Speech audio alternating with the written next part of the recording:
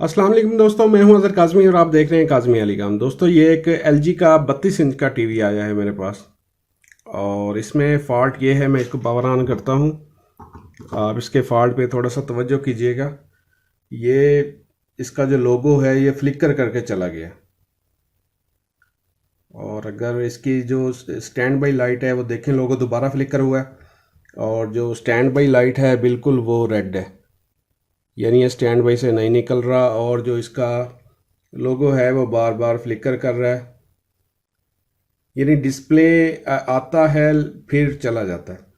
तो इस कंडीशन में कुछ दोस्त ये सोच रहे होंगे कि ये बैक लाइट का इशू है, मे बी हो भी सकता है। और इस कंडीशन में मैं ये कहूँगा कि हो सकता है ये बैक लाइट ड्राइवर का इशू हो, जो इसके अंदर बोर्ड के अंदर अगर वो पावर सप्लाई के अंदर बिल्ट इन है तो उसका भी इशू हो सकता है। और जो इसकी बाकी जो वजह है वो मेन जो वजह हो सकती है वो इसकी पावर सप्लाई भी हो सकती है। ये फॉल्ट इस वजह से आता है क्योंकि देखा जाए तो ये बार बार जो है लोड होने की कोशिश करता है लेकिन रीसेट हो जाता है, यानी पीछे पावर सप्लाई में पावर नहीं है, यूँ समझ लें स्ट्रांग नहीं है पावर सप्लाई, जिसकी वजह से ये रीसेट हो रहा है। तो मुझे तो ज़्यादा चांसेस इसकी पावर सप्लाई के लगते हैं। तो बहरहाल यूँ कह सकते हैं कि back light 10% chances, back light driver board 20% chances और पावर सप्लाई 70% चांसेस हैं। तो बहरहाल ये चीज़ है, आप दोस्तों के जहन में बैक लाइट आ रहा होगा लेकिन ये बार बार रिस्टार्ट हो रहा है।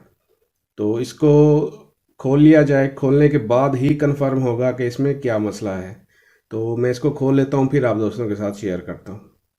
जी दोस्तों, मैं इसको खोलने लगा था तो मेरे सामने एक इम्पॉर्टेंट चीज़ आई है। सबसे पहले तो ये कि इसका ये मॉडल नंबर आप दोस्तों को शो करवाना था, 32CS461, ये इसका मॉडल नंबर है।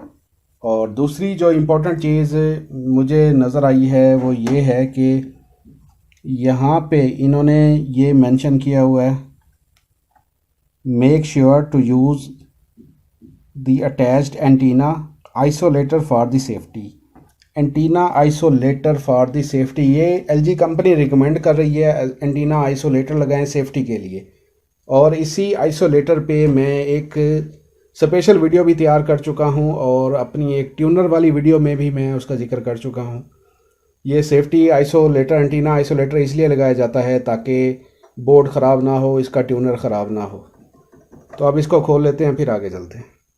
जी दोस्तों, इसको मैंने ओपन कर लिया है और लगता ये है कि ये ज़िंदगी में, यानी जब से ये मॉडल आया है, तकरीबन 2012 का मॉडल है और ये पहली दफ़ा ओपन हुआ है। इससे पहले ये ओपन नहीं हुआ क्योंकि इसमें बहुत ज़्यादा डस्ट है और ये आप दोस्तों के सामने है। अच्छा, अब सबसे पहले हमने करना क्या होता है, हमने ये करना होता है कि हमने इसका विजुअल टेस्ट लेना होता है, यानी आँखों से हमने देखना होता है। ये अक्सर मैं अपनी वीडियो में बताता रहता हूँ कि आपने अपनी आँखों से देखना है कि इसमें कोई चीज़ आपको बर्न तो नज़र नहीं आ रही, कोई चीज़, कोई कैपेसिटर आपको फूला हुआ नज़र नहीं आ रहा।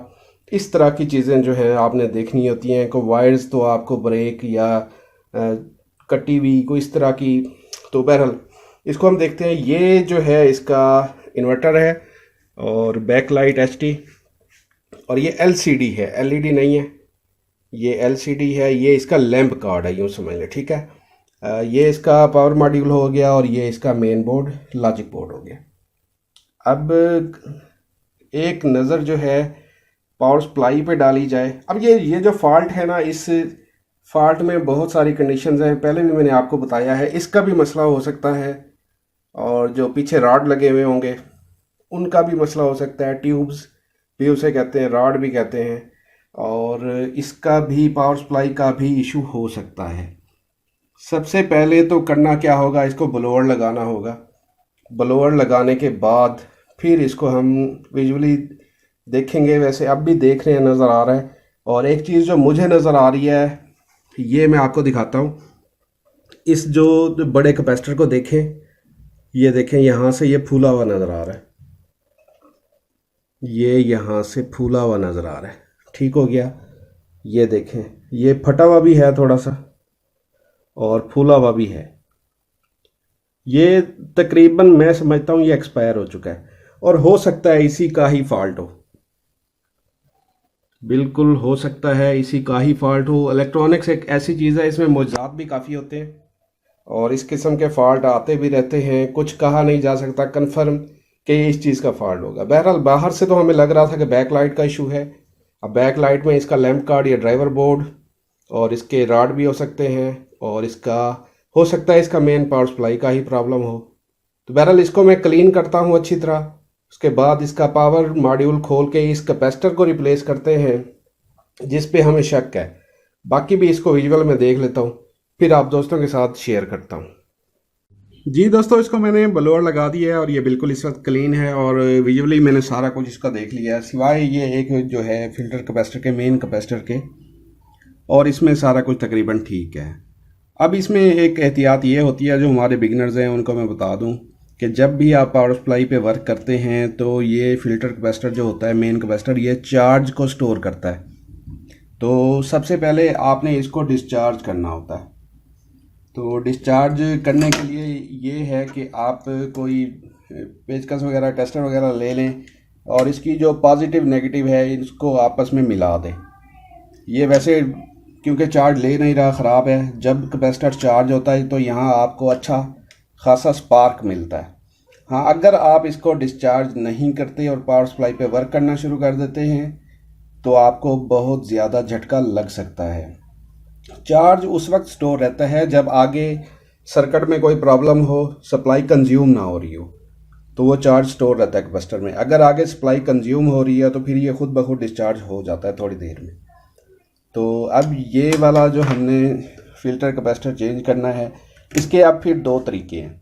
इसके नीचे गम लगी हुई है। इसके दो तरीके हैं, या तो यहीं से इसकी जो लेग्स हैं, पिने हैं, ये काट के यहीं पे दूसरा सोल्ड कर दिया जाए, या फिर इस पूरे यूनिट को आप खोलें, मॉड्यूल को, और फिर प्रॉपर तरीके से उसको निकाल के दूसरा रीसोल्ड करें। ठीक है, तो मैं इसको अच्छा इस सेम वैल्यू का ही हम लगाएंगे इस पर, क्योंकि जो चीज़ कंपनी रिकमेंड करती है वही बेहतर होती है। छोटी एलसीडी एलईडीज़ में, उनकी पावर सप्लाईज में हम थोड़ी बहुत चेंजिंग कर देते हैं, उनमें इतना कोई ख़ास मसला नहीं होता, लेकिन इसमें हम सेम, बिल्कुल सेम लगाएंगे। तो इसको मैं रिप्लेस कर देता हूँ, फिर आप दोस्तों के साथ शेयर करता हूँ। जी दोस्तों, इसका कैपेसिटर मैंने चेंज कर दिया है और यहाँ पे भी एक दो चीज़ें मैं आपको क्लियर करता चलूँ। एक तो मैंने कहा था कि सेम वैल्यू का हम कैपेसिटर लगाते हैं, तो ये जो है 82 माइक्रोफैराड, 82 माइक्रोफैराड 450 वोल्ट का है, और जो मैंने इसमें लगाया है ये 100 माइक्रोफैराड 450 वोल्ट का है। वोल्टेज हमेशा सेम होने चाहिए या ग्रेटर देन करंट, इससे ज़्यादा हो या इसके बराबर हो, कम वोल्टेज नहीं होने चाहिए। और जो माइक्रोफैराड होता है वो इसकी कैपेसिटी होती है। कैपेसिटी में तकरीबन 10% 10 से 20% तक फ़र्क हो सकता है, कम या ज़्यादा, उससे ज़्यादा नहीं होना चाहिए। और ये मैंने मॉड्यूल को खोला नहीं है, मैंने इसके ऊपर ही इसको जो है जॉइंट कट करके पुराने वाला इसको जॉइंट कर दिया है। और ये मैंने न्यू भी नहीं लिया क्योंकि न्यू की अक्सर कंप्लेंट है। तो जो हमारे पास पुराने मॉनिटर वाले ये पावर सर्किट होते हैं, पावर मॉड्यूल होते हैं, इनमें से ये इनमें लगे होते हैं, ये मैंने निकाल लिया। इनमें जो है मोस्टली वो 100 माइक्रोफैराड का ही लगा होता है, ये वाले। तो ये मोस्टली 100 माइक्रोफैराड का ही लगा होता है, तो ये ठीक है, अच्छे ब्रांडेड होते हैं, तो ये हमारा काम अच्छे से करेगा।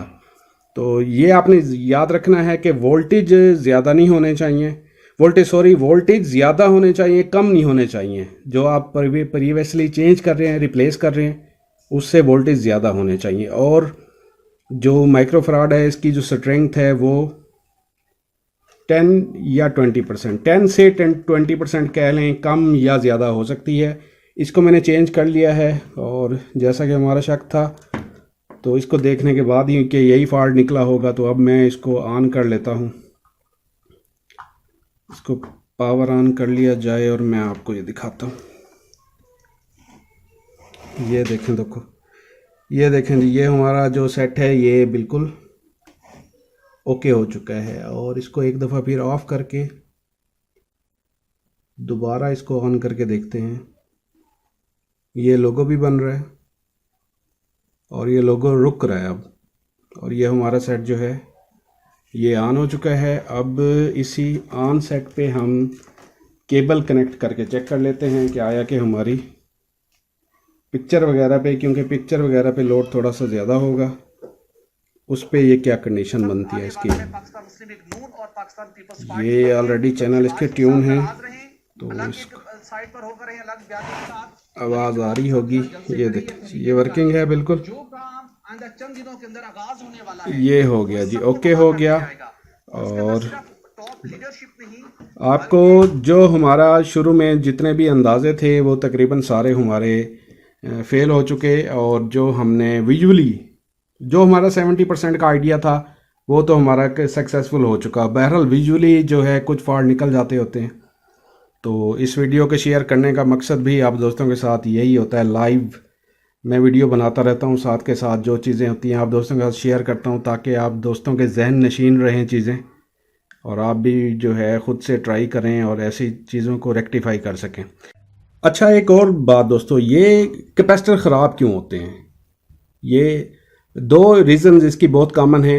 एक ये कि आपका जो सेट है, एलईडी टीवी हो, एसटीबी हो, कोई भी इलेक्ट्रॉनिक इक्विपमेंट हो, वो जब डे एंड नाइट चलता है तो उसकी वजह से ये एक्सपायर हो जाते हैं।